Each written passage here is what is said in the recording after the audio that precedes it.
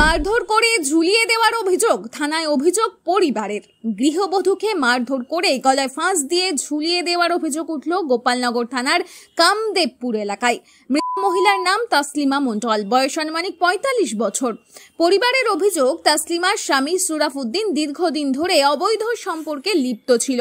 সে প্রতিবাদ করত বলেই তাদের মেয়েকে মারধর করে গলায় ফাঁস দিয়ে খুন করেছে সুরাফুদ্দিন। এমনই অভিযোগ জানান গৃহবধূর বাপের বাড়ির সদস্যরা। হইতেছিল আমার দিদির ৩৫ বছর বিয়ে হয়েছে, এ একদিনও বিনিময়ে ভাত দেয় না, আর কেরাসিন গায়ে ঢেলে দিয়ে যায়।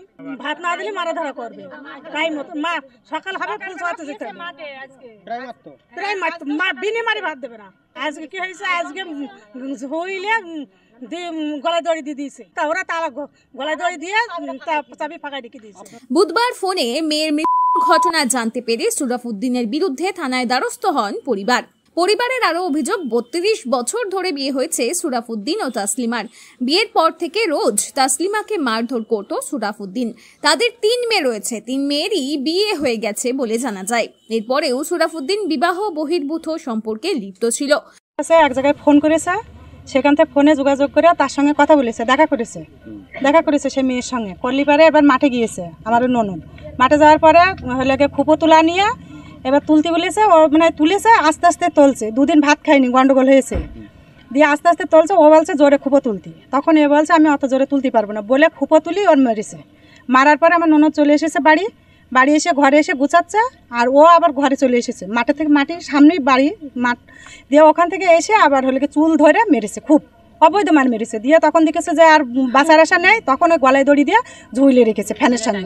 এবার যখন টাঙিয়ে রেখেছে, এবার তাহলে ও যদি নিজে গলায় দড়ি দেবে, তাহলে তো হলে চাবি কি তালা যদি মারবে, তাহলে তো চাবি তো কাছে থাকবে। চাবিটা ফাঁকায় রেখেছে, ফাঁকা দিয়ে গেটে তালা মারা। তাসলিমা প্রতিবাদ করাতেই তাকে মারধর করে গলায় ফাঁস দিয়ে ঝুলিয়ে দেয় সুরাফুদ্দিন। এদিন রাতেই দোষীর দৃষ্টান্তমূলক শাস্তির দাবিতে থানায় অভিযোগ জানান পরিবার।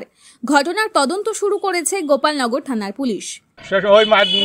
ওর মেয়ে ছিল আর ওনার বড় জামাই ছিল, থাকাকালীনই আছে ওরাই কেস করেছে, ডায়েরি করা ছিল। এখন বড় মেয়ে বাপের দিকে আসছে, ওই আছে মানে কোনো সময় ঠিক থাকতে দেয় না, ওই মারধর সবসময় চলিয়ে যায়। এবার যে মায়ের একটু মারধর করে বাপের বাড়িতে পয়সা নিয়ে আসবে, এটা সেটা এইসব মারধর করে যে আমার আছে খেতে পারিনি, ওখান থেকে টাকা নিয়ে আমি সংসার চালাবো, মেয়ে বিয়ে দেবো। অন্য জায়গায় আবার সম্পর্ক আছে, ওই জন্য এটা ঝামেলা করে যে যাতে চলে যায়, তো আছে গৈসনে চলে যা। আপনার কি হয়? আমার বোন।